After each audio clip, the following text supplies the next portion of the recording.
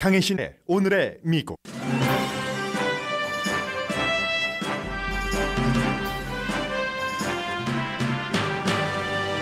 인플레이션을 감안한 미국인의 실제 개인 소비는 4월에 또 기록을 세웠습니다. 미국의 크레딧 카드 밸런스는 1조 달러를 넘었고 평균 이자율은 레이건 대통령 시대 이후 최고인 24%입니다. 채무 상한선 협상에 대한 투표는 내일 있습니다. 의회를 통과할 것이라는 전망이 무척 우세합니다. 터키 에르도안 대통령이 재선된 뒤 바이든 대통령은 푸틴과 친한 그에게 축하 전화를 하고 떡 선물까지 준비했습니다. 에르도안이 원하는 미국 F-16 전투기를 터키에 팔고 푸틴이 싫어하는 스웨덴의 나토 가입을 성사시키려는 전략입니다. 보일 하이츠에 있는 차터스쿨 졸업생 전원이 4년제 대학에 합격했습니다. 전국의 3월 주택값은 2개월 연속 올랐습니다. 중소기업 오너들은 금융 시스템에 대한 신뢰를 잃을 정도로 압박받고 있다고 악시오스가 보도했습니다. 기시다 후미오 일본 총리 아들이 관저에서 친구들과 부적절한 행위를 한 뒤 총리의 정책 비서직에서 해고되자 세계가 보도합니다.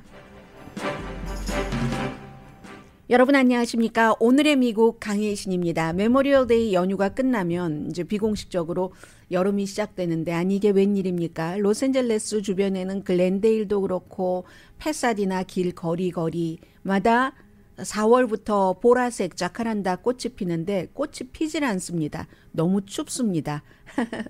이상 기온인데 그러다가 이제 그 여름이 뭐 세계적으로 마찬가지지만 미국도 몇 개월 엄청 더울 것이라고 하는 일기예보도 나오고 있습니다. 경제 예보는 어떤가 하면은 인플레이션을 감안한 미국의 이제 실제 개인 소비가 4월 달에 3월 달에 비해서 0.5% 높아졌고요. 1년 전과 비교하면 4.7% 증가했습니다. 이렇게 되면은 경기 침체 가능성은 또 내려가는 거죠. 제가 여러분들께 이 뉴스를 전해드리면서 한인타운을 포함한 한국 분들에게는 지금 경제가 무척 어렵다고 하는데 왜 실제로 한인타운을 벗어나면 그렇지 않은가 하는 것을 원인까지 자세히 알 수는 없지만 이제 전반적인 비교하는 그런 뜻으로 전해드리고 있습니다. 경기 침체 가능성이 내려가는 그 여러 가지 이유가 이렇게 소비가 계속 유지가 되고 일자리도 많고 임금도 전처럼은 아니지만 어느 정도 상승되고 물건값이 여전히 비싸도 사람들이 소비를 하고 있잖아요. 자동차와 같은 손에 잡히는 상품뿐만이 아니라 건강관리, 뭐 보험 이런 그 서비스 상품도 이제 팬데믹 이후에 늘어나고 있습니다. 몇 주일 전까지 마켓에서는 연방준비제도가 6월 달에 이자율 인상을 멈출 것이다라고 예상했지만 지금은 어쩌면 6월 달에도 이자율 인상을 할지도 모른다라고 이제 전망들을 하고 있습니다. 소비자는 이렇게 경제적으로 역할을 합니다. 그런데 지금 텔레비전에 보니까 그 딱 시간에 맞춰서 기자회견을 하는 것 같네요. 만약에 이 상황에서 미국 경제가 그 채무 상한선이 올라가지 않아서 파탄이 되면은 말 그대로 경제 아마겟돈인데 공화당의 프리덤 코커스가 지금 기자회견을 하고 있습니다. 로이 나오고 있습니다. 말하자면 채무 상한선 인상안에 우리는 찬성표를 던질 수 없다 하는 건데 지금 사진에 보니까 아마도 프리덤 코커스도 분열된 것 같습니다. 내부에서. 왜냐하면 마조리 테일러 그린과 같은 조지아주의 연방 하원 의원은 지금 기자회견장에 나와 있지 않고 그에 비해서 이제 콜로라도주의 그 보버트 의원 같이 막 총 들고 의사당의 초선 의원 때부터 다니고 있었던 그 의원은 지금 팀 로이라는 텍사스가 지역구인 말하자면 리더죠. 이 프리덤 코커스의 리더가 기자회견하는 그 장소에 지금 같이 나와 있습니다. 한 그 프리덤 코커스의 멤버가 50명 정도 많게 그렇게 잡고 있으니까 그 가운데서 어제까지 뭐 적어도 10명 정도는 우리는 채무 상한선에 투표를 찬성하지 않을 것이다라고 던졌고 지금 그 찬성하지 않는 이유에 대해서 얘기를 하고 있습니다. 좀 들어보시겠습니다. has been torn asunder. And we are working hard to try to put it back together again this weekend by making sure that this bill gets stopped. I want to be very clear. Not one Republican should vote for this deal. Not one. If you're out there watching this, every one of my colleagues, be very clear. Not one Republican should vote for this deal. 네, 지금 그 프리덤 코커스가 하고 있는 얘기는 앞에 경제를 말씀드렸습니다마는 이 안이 내일 투표에서 통과되지 않으면 미국과 세계의 경제가 휘청이고 있는데 우리는 하지 않겠다라고 얘기를 하고 있고 프리덤 코커스와 케빈 메카티 하원 의장이 될 때 최종적으로 합의한 그 조건이 여러 가지입니다. 그 가운데서 한 명만이라도 이 그 연방 하원 의원이 하는 일에 반대해서 그를 끌어내리기를 원한다면 그 뒤에 절차가 들어간다 하는 것도 포함되어 있습니다. 지금 그런 얘기 그리고 또 이제 이 비일 자체를 우리가 킬해버리겠다. 그 여러 가지 의회에서의 과정이나 절차에 대해서 너무 복잡하고 많은 사람들이 의회 의원들도 전부 케이스 바이 케이스이기 때문에 파악하고 있지는 않지만 지금 프리덤 코커스의 칩 로이는 그렇게 얘기를 하고 있습니다. 이 비를 우리는 킬해버릴, 죽여버릴 그런 행동을 모두 할 것이다 라고 얘기를 하고 있고 그 뒤에 서 있는 같은 멤버들도 고개를 끄덕이고 있습니다. 지금 텍사스의 칩 로이가 가장 프리덤 코커스 가운데서도 이 채무 상한선에 반대를 하는 사람이고 지금 프리덤 코커스의 의장격인 그런 그 스캇 페리 펜실베니아의 의원은 여기에서 빠져 있는 것을 보니까 본인은 아마 찬성표를 던질 것 같고 그러므로 프리덤 코커스도 분열됐다 하는 얘기는 다 공화당의 하원 의원들이 이 채무 상한선에 찬성표를 던지지는 않겠지만 찬성표가 나오겠구나 하는 것을 짐작하게 하는 그 같은 이제 기자회견입니다. 해서 이제 다른 경제 뉴스를 전해드리려고 했는데요. 이 뉴스부터 마무리를 하겠습니다. 양측에서 비난받고 있죠. 케빈 메카티는 왜 그렇게 더 많은 것을 예산을 한 정부 지출을 25%는 삭감해야지 되는데 그냥 앞으로 2년 동안 그대로 놓는 것으로 하고 이 협상안을 매듭지었는가 하는 게 이제 프리덤 코커스 같은 데에서의 비난이고 지금 민주당의 진보적인 프로그레시브 코커스에서는 바이든 대통령에게 아니 그렇다고 푸드 스탬프 받는 사람들 일하는 나이를 50살에서 54살로 올리고 그리고 또 기간도 줄어들 수가 있고 또 다음에 다시 투표를 해서 이게 안 되면 또 그러한 그 혜택이 삭감될 수도 있고 이게 부자 나라 미국에서 할 일이냐 하고 바이든 대통령을 압박을 합니다. 그러면 내일 투표에서 돈을 빌릴 수 있는 채무 상한선이 찬성표가 나오지 않으면 어떻게 되겠습니까? 그래서 이제 99페이지짜리 내용을 다 읽어본 사람들은 많지 않을 것이라고 생각이 되고요. 국방비는 올해 3% 늘리고 국방비는 줄이는 게 없습니다. 다만 국방비가 아닌 다른 분야에서 많이 그 푸드 스탬프나 사회복지 혜택을 비롯해서 올리지 않는다는 얘기인데 올리지 않는다는 얘기가 인플레이션이 있기 때문에 줄어든다 하는 얘기가 됩니다. 협상에 들어가지 않은 것도 있습니다. 학자금 그 융자 탕감한 바이든 대통령이 하려고 하는 이것 지금 그 공화당에서는 다 없애버려라 했는데 이것은 협상 안에 들어가지 않았기 때문에 결국은 연방 대법원이 결정을 하게 될 테고요. 민주당이 원했었던 부자에 대한 세금 인상 없습니다.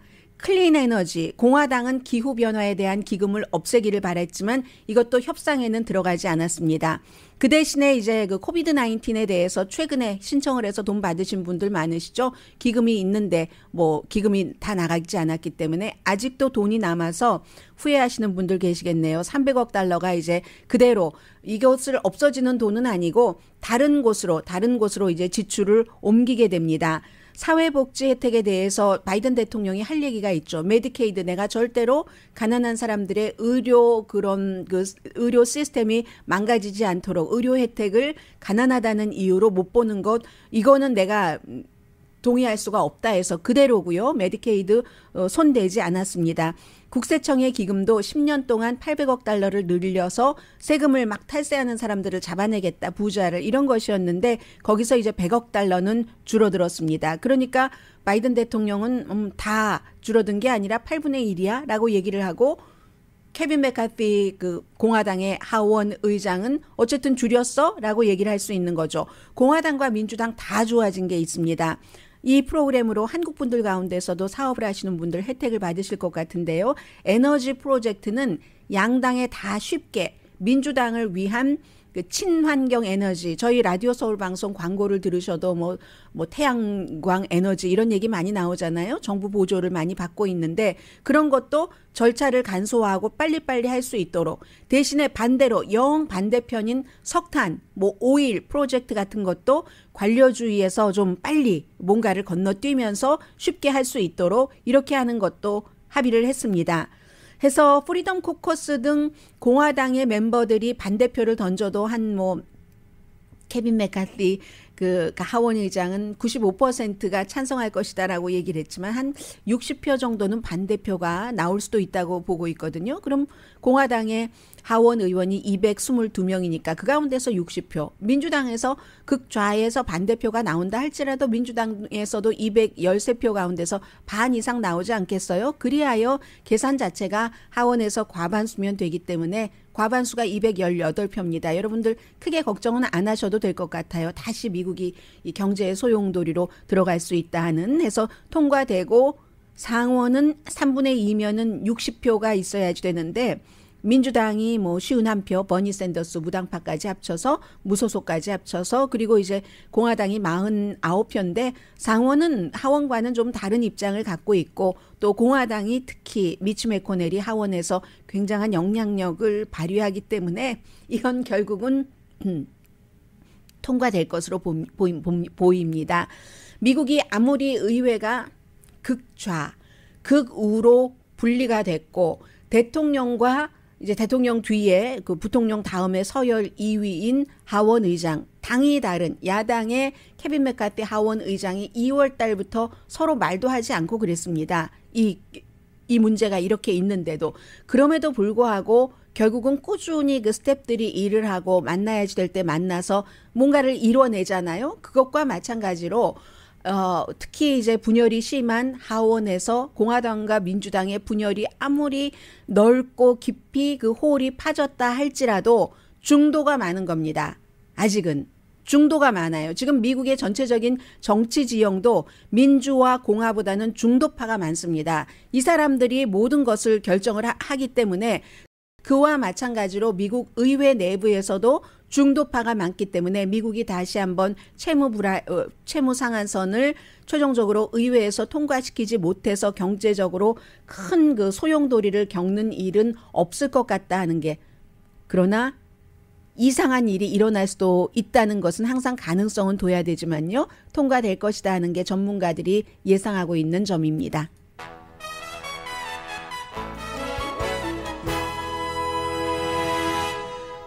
잠시 뒤에는 이 뉴스는요.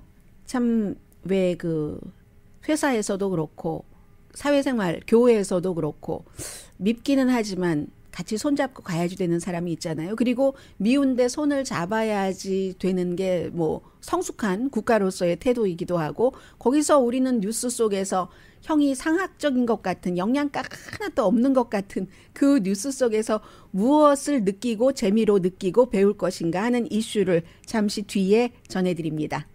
라디오 서울 방송 오늘의 미국 듣고 계십니다. 국가와 국가의 관계도 개인 관계와 같습니다.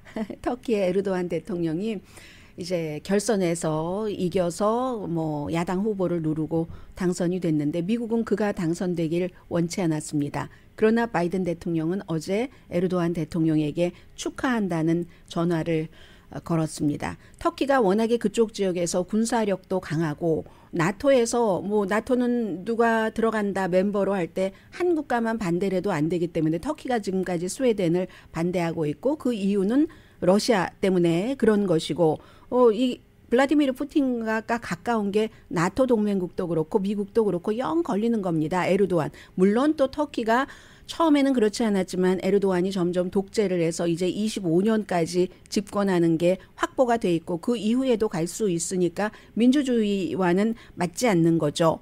그런데 이제 지금 에르도안은 참 양쪽을 다 가지려고 하고 있습니다.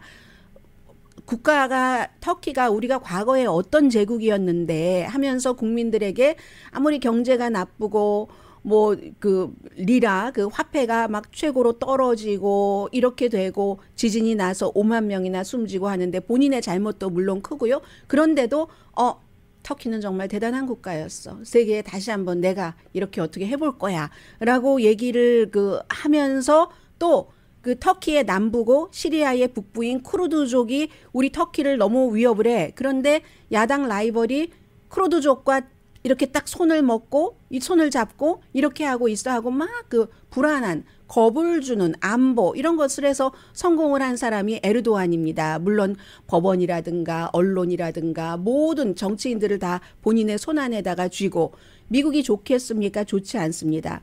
독재로 가기 때문에. 그렇지만 미운 놈이 힘이 있을 때는 떡을 하나 더 준다가 미국의 외교 정책입니다. 노골적으로 미워하는 게 무슨 이득이 되겠습니까? 해서 미국은 재선 축하합니다 하면서 떡을 주기로 결심을 했죠. 그 떡이 F-16 터키가 그렇게도 원하던 미국의 전투기입니다. 이걸 미국 대통령이 팔기로 거의 아마 하는 것 같습니다. 그리고는 대신에 스웨덴을 지금 반대하니까 나토 가입하는 거, 이게 이제 러시아가 가장 싫어하는 것이고 나토에 가입하는 표, 그걸 확보받지 않고 미국이 터키에 F-16 전투기를 팔 리가 없죠. 그렇게 간절히 원했던 것을 주는데 F-16 전투기와 스웨덴의 나토 가입을 바꾸려는 겁니다. 미국도 아닌데 그 미국의 이상이 스웨덴에 의해서 중립국이었던 곳이 러시아가 우크라이나를 침공함으로써 우리 이래선 안 되겠다 하고 중립국에서 이 군사 동맹체인 나토로 가입을 하려고 하는 것을 미국이 미국 전투기 팔면서 도와주는 겁니다. 누이 좋고 매부 좋은 터키와 미국의 전략. 그냥 주는 건 아니고 돈 받고 파는 거고요. 해서 터키는 최근에 그런데 러시아에서도 S-400급 영공 방어막을 사들였거든요. 아주 터키가 묘한 나라예요.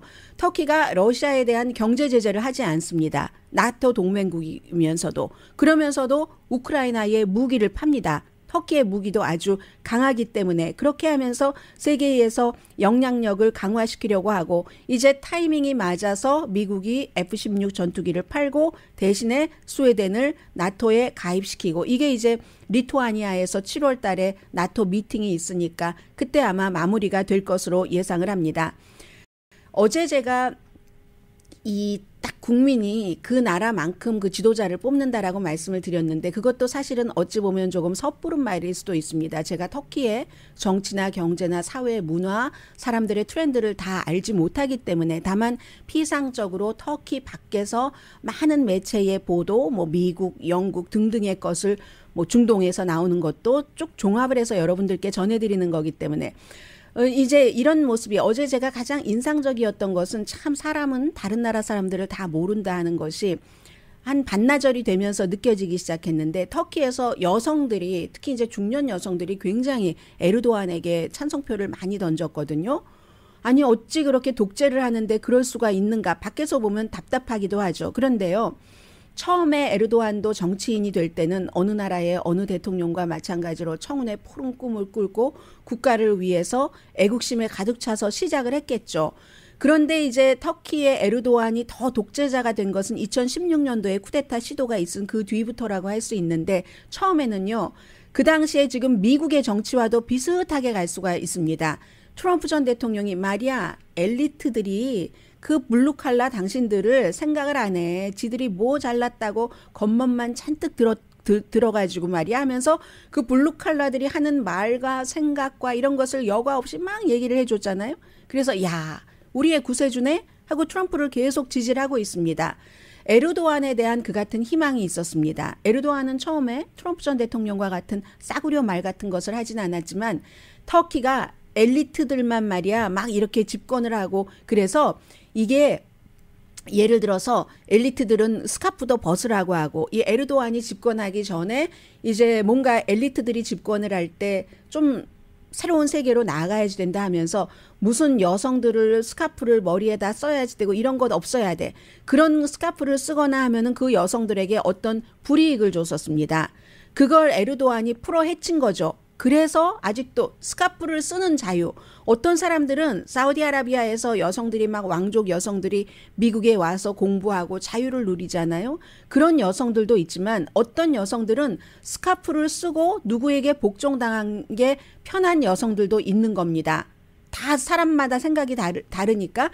그래서 그런 여성들이 에르도안이 우리를 지켰다 하면서 엄마와 딸이 스카프를 다 뒤집어 쓰고 투표장에 가서 에르도안에게 투표를 했습니다. 그러면 스카프를 벗어 던진 다른 여성들은 반대 정치인에게 투표를 하면서 그런 여성들을 비웃고, 이게 이제 터키의 내부의 문제고요. 그리고 또 이제 분열의 그런 것들은 이 쿠르드족 위험해. 터키 국가가 먼저지 뭐 국가 이외에 뭐 경제가 잘 되고 뭐가 잘 되고 무슨 소용이 있어? 국가가 없으면. 이걸 기가 막히게 에르도안이 아주 잘한 거죠. 종교와 민족주의 같은 것을 활용을 해서. 그에 비해서 케말 킬릭다로글루라는 이 후보는 카리스마는 없습니다. 에르도안은 딱 카리스마는 있잖아요. 카리스마가 없고, 이 사람이 무슨 뭐 그냥 종교에 특히 심취하지 않은 사람들 막 하는 그 지지를 받기는 했지만, 원래 나오려고 했었던 사람, 시장 출신의 그 사람은 아예 선거에 못 나오게 발을 묶어버렸습니다. 발을 묶어버리고 대신 나온 사람이기 때문에 카리스마는 많지 않고, 또 하나가 투표권은 없다 해도 터키라는 나라가 그 위대한 역사가 있었던 나라인 만큼 난민을 받아들이는데 굉장히 관대했습니다. 관대해서 시리아 난민들이 아래 국경에 있으니까 시리아 난민들을 400만 명이나 받아들였어요. 터키가. 다른 무슨 유럽에서는 난민 안 받아들이고 선진국들이, 터키보다 더 선진국이라고 하는 국가들이 그렇게 할 때 터키는 이건 아니지 여러 가지로 하면서 에르도안 때에 400만 명 이상 받아들였습니다. 그런데 야당 지도자는 저 난민들을 시리아로 다 쫓아버리겠다. 물론 에르도안도 나중에는 난민을 따로 수용하는 수용시설을 만들겠다거나 이러한 공약은 했지만, 그래도 난민에게 관대한 모습을 보여줬는데, 그 같은 난민에 대한 관대함이 또 이 에르도안이 표를 얻는데도 좀 어떤 그 큰 역할을 했다는 겁니다. 그래서 이제는 뭐 법적으로 뭐 은행도 장악을 하고, 이 같은 그 에르도안이 모든 것을 이제 그 터키를 본인의 마음대로 이제 더 이끌어갈 수 있게 됐다. 그래서 터키 국민들은 개별적으로는 나는 스카프를 쓰고 살고 싶어, 스카프를 벗는 게 아니라 라고 생각했던 여성들에게는 자유를 줘서 그 여성들의 표는 받았겠지만, 그러나 전반적인 민주주의와는 터키 국민은 거리가 이제 더 멀어진 거죠. 그런데 이제 하나 긍정적인 면이 있다면, 사람들이 투표에 굉장히 많이 이번에 참여를 했다는 거거든요. 89%. 그리고 부정선거는 없었습니다. 물론 이게 공평한 선거는 아니었어요. 왜냐하면 텔레비전만 틀면 뭐 에르도안으로부터 어떤 혜택을 받은 민영, 그런 그 미디어의 그 사주의 오더로 막 에르도안만 나와서 선전을 해주고 국영방송도 물론이었고, 그런 점은 있지만 시민 감시단도 있었습니다. 그래서 시민 감시단이 이건 부정선거가 있나 없나를 철저히 감시했기 때문에 뭐 52%대 48% 정도 되죠.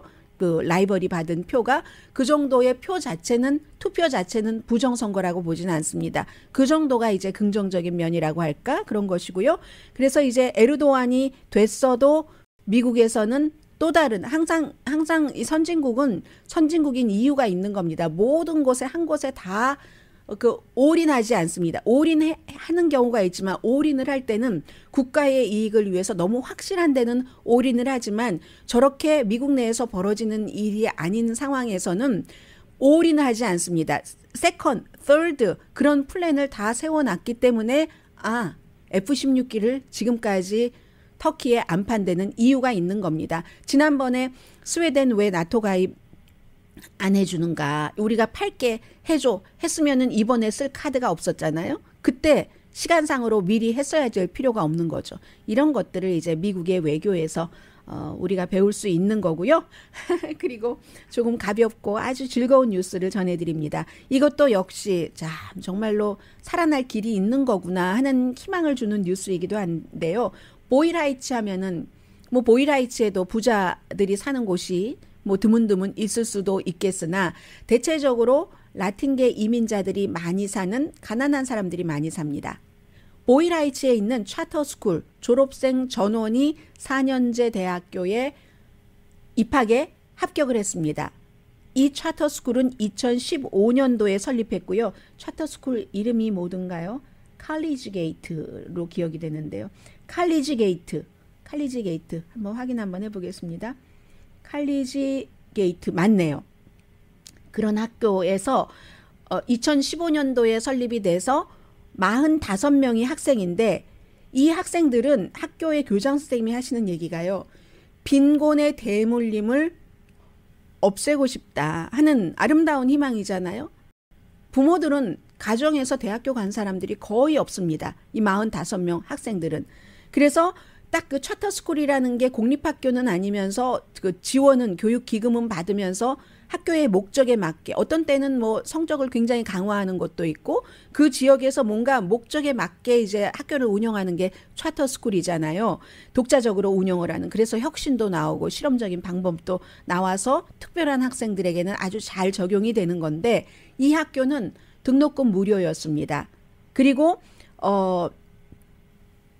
올바른 지원이 있으면 가정이 경제적으로나 여러 가지 상황이 부모님들도 다 일하러 가시고 허드렛 일하러 가시고 집에 가면 뭐 먹을 간식도 없고 이런 학생들 그런 가정 환경에서도 꿈을 이룰 수 있다 하는 것을 보여준다는 겁니다. 그 올바른 지원이라는 게 교육계에서 커리큘럼 그 학생들에게 맞는 선생님은 이때 아주 좀 온정적이고 열정도 있어야지 되겠죠. 그리고 학생 자신의 나는 우리 부모의 가난의 대물림 받지 않을 거야. 난 대학에 갈 거야 하는 그 의지 그리고 그 의지를 계속 학교에서 유지시켜 줄 수 있는 그런 것이 있으면 된다는 겁니다.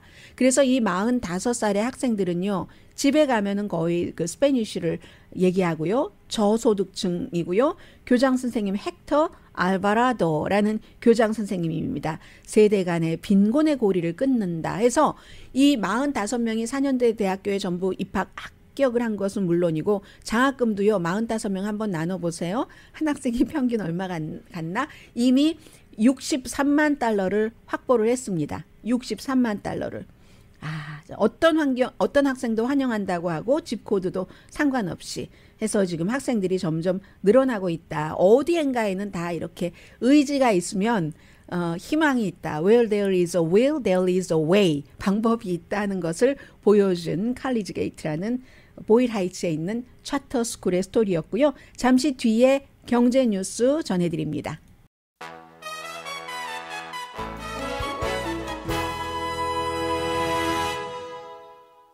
라디오 서울 방송 오늘의 미국 듣고 계십니다. 네, 지금 세 가지 정도를 말씀을 드려야지 되는데요. 경제와 관련해서요. 우선 3월 달에 주택값이 2개월 연속 올라갔습니다. 공급이 부족하기 때문에 그런데요. S&P 500 그 케이스 슐러 가장 그 유명한 데이터죠.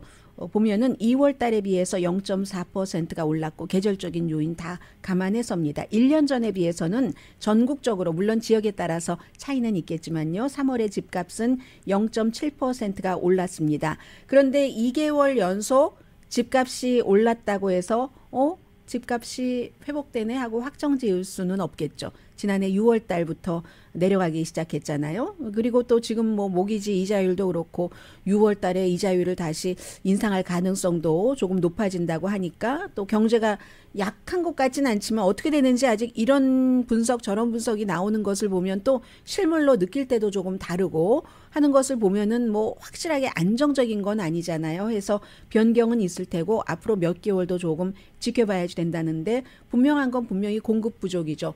공급 부족인 것이 뭐 여러 가지 이유가 있을 테고 뭐 이자율도 그렇지만 뭐 팬데믹이 끝나면서 뭐 생긴 일들 등등도 있을 테고 해서 가장 집값이 많이 인상한 곳은 마이애미랍니다. 마이애미는 8개월 연속 지금 좋다고 하거든요.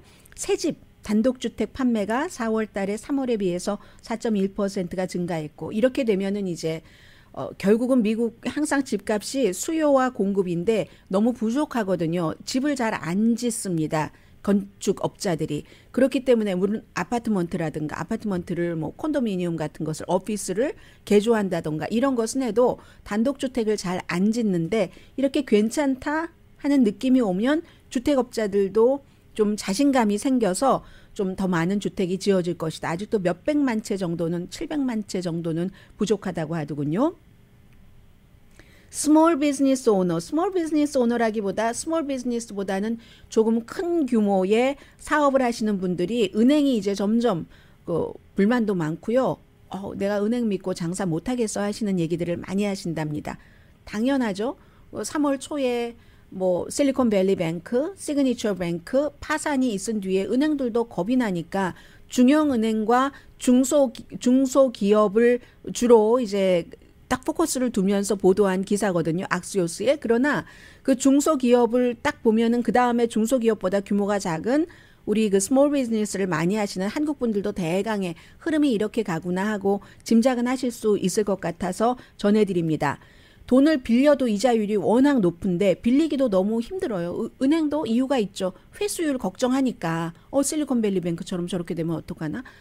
전혀 다른 형태의 은행이라고는 하지만 그래서 은행의 47%는 작은 그런 그룹의 경제활동을 하는 회사에 대출을 하는 것을 우리가 타이트하게 한다 하고 답변을 합니다. 지난 여름에는 이런 답변이 22%였거든요. 스몰 비즈니스 오너들은 77%가 자금 융통성 같은 것을 걱정한답니다. 뭔가를 자금 융통성을 걱정한다는 것은 돈을 빌려서 지금 매달 들어가는 어디에 넣는다는 게 아니라 때로는 지배보수공사처럼 스몰 비즈니스도 조금이라도 한 10년쯤 됐다 하면 조금 안에도 조금 바꾸고 색이라도 좀 바꾸고 분위기도 바꾸고 그래야지 된다는 필요를 느끼실 것 아니겠어요? 성장. 지금 마이너스 나는 것을 가져다가 은행에서 돈 가져다가 메우겠다는 게 아니라 성장을 하는데 어려움을 겪는다는 겁니다. 지난해 이맘때는 스몰 비즈니스 하시는 분들이 자금 융통성에 대해서 77% 나 할 수 있어 했는데 지금은 77%가 걱정을 한다는 거죠. 융자 받으려고 오랜 동안 거래해왔던 은행 이외에 다른 많은 곳에도 신청서를 내고 기다리고 또 기다리고 전에 3개월에 끝났다면 지금 7개월에 끝나지도 않고 자료를 엄청 많이 서류를 요청하고 돈이 많지 않기 때문에 기다리고 또 기다릴 여유는 없다는 겁니다. 전반적으로는요. 이건 이제 한국 분들 스몰 비즈니스보다는 조금 큰 규모가 되겠습니다만은 직원이 500명 미만인 비즈니스가 미국 GDP의 44%를 차지합니다. 그런데 이제 이런 비즈니스의 융자 옵션이 줄어들면 그러면 이제 아주 고생을 하시는 거죠. 그리고 이제 그런 곳에서 그런 회사에서 뭔가가 타이트해지면 직원들에게도 좀 후하지 않게 되고 직원들도 줄일 수도 있게 되고 그러면 한국 분들이 하시는 식당 같은 데도 타격을 받을 수 있는 거고 그렇습니다. 개인 경제로 오면은요. 미국의 크레딧 카드 밸런스가 1조 달러를 넘었고 평균 이자율은 24%인데 이게 이제 어느 정도냐면은 레이거노믹스 레이건 시대 이후에 최고랍니다. 이자율이 24%인 게요. 참 팬데믹이 있고 나서는 우리가 한 2년 전에 이런 얘기를 많이 했어요. 사람들이 크레딧 카드를 안 쓴다. 돈이 많으니까는요. 경기 부양책으로 뭔가를 많이 줬으니까 크레딧 카드를 이자율 내고 써야 될 이유가 없잖아요. 그러니까 크레딧 카드 회사는 이자율을 줄이고 지금은 사람들이 많이 돈이 없어서 쓰니까 이자율이 올라가서 24%까지 됐다는 얘기인데 평균 미국 가정이 크레딧 카드 빚이 $10,000 정도 있다고 하거든요. 이걸 2030년까지 다 갚는다 하고 계산을 해보면 이자율이 24%일 때 한 달에 페이먼트가 $10,000를 꾸면은 $250를 내야지 2030년도에 $10,000를 다 갚는답니다. 그러면 나중에 다 갚고 보면 나는 돈을 $10,000를 빌렸는데 내가 갚은 돈은 $2318가 된답니다. 빌린 돈보다 2배 조금 넘네요. $318 더 많네요. 이렇게 해서 20% 이상의 이자를 갚으면서 돈 모으기는 정말 힘들겠죠. 연방준비제도에 따르면 지금 현재 그렇게 $10,000, 9,860억 달러, $10,000, 가정당 $10,000고 이제 9,860억 달러가 된다는 얘기거든요. 2년 전에는 몇 분의 1입니까? 2,500억 달러였는데 지금 이렇게 크레딧 카드를 많이 쓰고 있고, 또 다른 예측은 연방준비제도 아니고 뭐 월렛 헙이라는 데서는 1조 2천억 달러는 크레딧 카드 빚이 있을 것이다라고 얘기를 합니다. 아무튼 2020년도와 2021년도에 밸런스 많이 줄어들더니 everything is turn 이렇게 되고 있습니다. 자, 이 얘기를 말씀을 드리면서 오늘 조금 시간이 있으니까요. 제가 어제 그 올림픽에 있는 칼국수 집에 가서 밥을 먹었습니다. 이제 어제 방송을 했으니까 조금 늦은 점심이었어요. 그래서 저는 이제 혼자 갔기 때문에 사람이 없는 시간을 가려고 사람 없는 시간을 택해서 갔는데, 점심시간이 지났는데도 손님이 꽉 차서 이제 저는 혼자 갔으니까 좀 자리를 좀 양보하고 이래야지 되는 상황이 됐었고, 그런데 이렇게 보니까요, 몇 개월을 안 가다가 그 가게를 갔는데 그전에는 그렇지 않았거든요. 갑자기 외국 손님이 엄청 늘어난 거예요. 외국 손님이 늘어났다는 거 하나하고, 또 하나는 내가 전에 몰랐었던 굉장히 푸짐한 메뉴가 있구나. 그래서 이렇게 손님이 많은가 하는 생각이 들었습니다. 칼국수집인데 막 남의 옆집 걸 보니까요. 왼쪽 옆집, 오른쪽 옆집을 보니까 오른쪽 옆집에는 두 테이블이 다 바뀌었는데, 제가 먹는 동안에 끝 무렵과 시작 무렵인데 보니까 다 외국 손님인데, 무슨 큰 뭐 세수대야만큼 큰 그런 곳에 해물도 들어있고 하는 빨간 칼국수와, 또 어떤 그 외국분은 한국분이 아닌 분이라는 얘기예요. 그분은 뭐 인삼 삼계탕도 드셨고요. 그리고 가운데는 아구찜을 턱 놓고, 그리고 또 다른 젊은 팀이니까 뭐 냉면도 어제 추웠는데 냉면도 먹고 뭐 이런 식으로 했고, 그 전에 테이블도 마찬가지로 막 외국 사람들이 와서 푸짐하게 시켜서 드시는 거예요. 그래서 제가 생각을 했죠. 요즘 뭐 식당에 손님이 없다고 하는데 이 식당은 전보다 더 많아졌네 하면서, 처음에 그 식당이 오픈할 때 저는 이제 그 식당의 칼국수를 좋아하거든요. 저희 회사에 선전하는 가게는 아니에요. 왜 좋아하냐면 국물이 맑아서 좋습니다. 저는 국물이 맑아서 좋은데 손님이 하나도 없었어요, 처음에. 그래서 너무 안타까웠는데, 시간이 지나면서 맛으로 승부를 한 거예요. 이 식당은 맛으로 승부를 하니까 처음부터 막 외국 손님에게 선전하고 했으리라고는 짐작 안 되는데, 요즘 한류 이런 것도 있으니까 버티고 점점 사람들을 축적해 나가고 손님이 늘어나고 하다 보니까 어느 순간에 외국 손님이 와서 외국 손님이 외국 손님을 데리고 오고 막 푸짐하게 막 아구찜까지 먹어가면서 이렇게 하다는 거죠. 그리고 그 사이에 메뉴도 많이 개발을 했고요. 저도 혼자 가서 미안하니까 그 수제비 하나로도 충분한데, 그런데도 저는 멸치 수제비 먹거든요. 충분한데도 묵무침을 시켜서 묵은 이제 몇 점 먹다가 집에 가져갈 생각을 했었죠. 그런데 아무튼 전보다 손님이 훨씬 많아서 제가 마음이 너무 좋았습니다. 처음에는 그랬는데, 그럼 이 식당의 성공 요인은 무엇인가? 처음보다도 메뉴도 더 많이 개발이 됐구나. 그리고 재료값이 엄청 비싸다고 하는데 양도 엄청 많이 주는구나. 정말 먹는 것이 인심이 넉넉해서 누가 와도 배부를 수 있구나. 그리고 이제 외국 사람들이 많이 온다는 거. 그러니까 이 식당의 경우에 음식에 자신이 있으면 처음에 손님이 없더라도 과감하게 밀고 가야지 된다. 뭐 이런 거. 그리고 그래도 손님이 안 오면 뭐가 잘못됐지 하고 점검해 볼 필요는 있겠으나, 항상 뭐가 어렵다 힘들다 할 때도 전보다 몇 개월 전보다 훨씬 좋아졌네 하는 식당도 있다는 말씀 좀 많이 드렸네요. 잠시 뒤에 뵙겠습니다.